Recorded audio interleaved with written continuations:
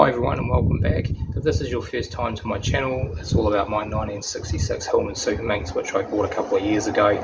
Feel free to go and check out my other videos. I just want to say a big thank you to everyone who subscribed recently. Really appreciate that. Also commented on the videos. I really enjoy reading all the comments. I've learned a lot from those comments around how to repair the car. But also just historical accounts from people who have owned Hillmans or other badged Roots Group vehicles. If you've owned a Hillman or another Roots Group car, or your family have owned one in the past, or you've worked on any of these cars in the past, feel free to put a comment on any of the videos that you see. Today is really more of an update on some work that I'm going to be doing on the car going forward.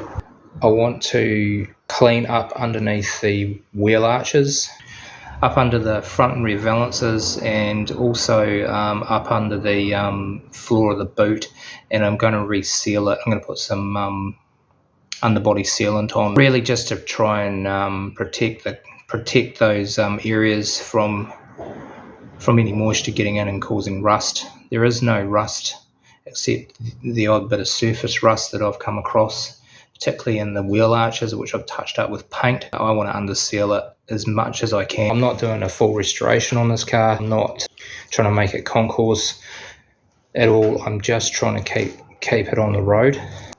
I just wanted to point out this is the spare wheel, which sits underneath in this cradle here, and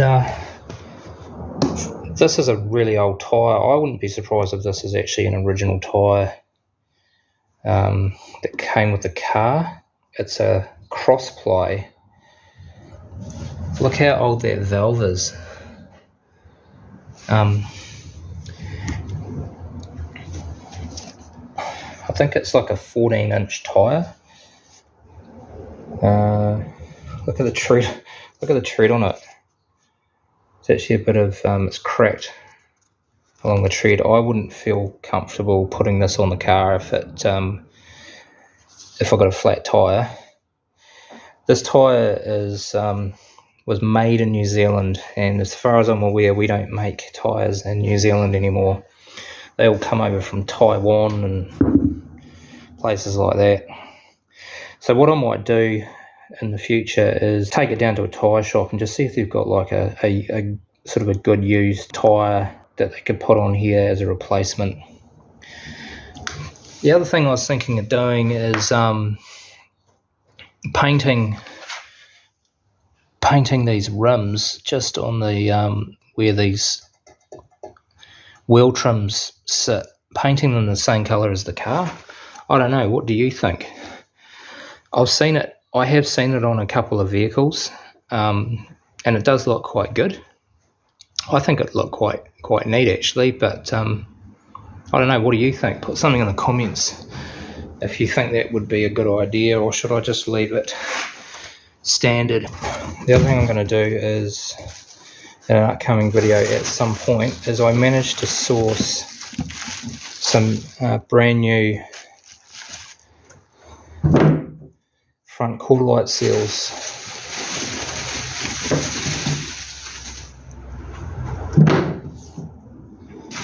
Which are incredibly hard to get hold of.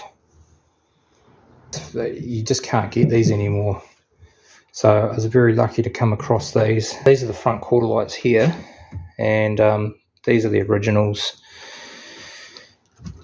And they're pretty, I mean, they're still okay, but they're cracked and shrunk. That's the right hand side. And this is the left hand side here.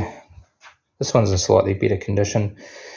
The question I have is, do I need to take this frame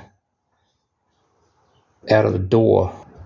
Has anyone done this before? Has anyone replaced these front quarter vent rubbers in a Hillman or a Humber or a Singer Vogue?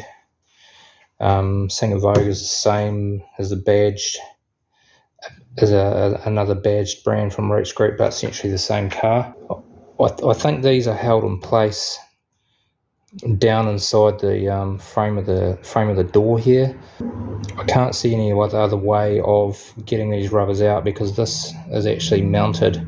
Like this hinge comes out. I could get that out. It screws into the door frame, but down in here, but this is actually fixed on a swivel point, and I'm pretty sure it is mounted down inside the door. If anyone's had any experience replacing these, feel free to put something in the comments. I'd find that really useful, just to sort of know how to go about replacing these. But it'll definitely look a lot better with new rubbers, and probably seal a lot better as well. This right quarter light window, when I got the car, it wasn't hinged down in here. It was just flopping around. I did a temporary repair on it, but it doesn't turn. It's not as tight as the other window, and I'm guessing if I have to take this frame out, I could somehow do more of a permanent repair at this pivot point.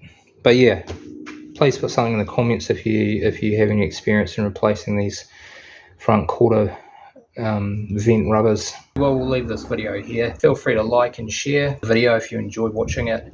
It's really just an update on where I'm at with the car and some plans I've got going forward. If you haven't subscribed, please consider doing so. I've got plenty more videos coming up in the future for this car. Thanks for watching, and we'll see you in the next one.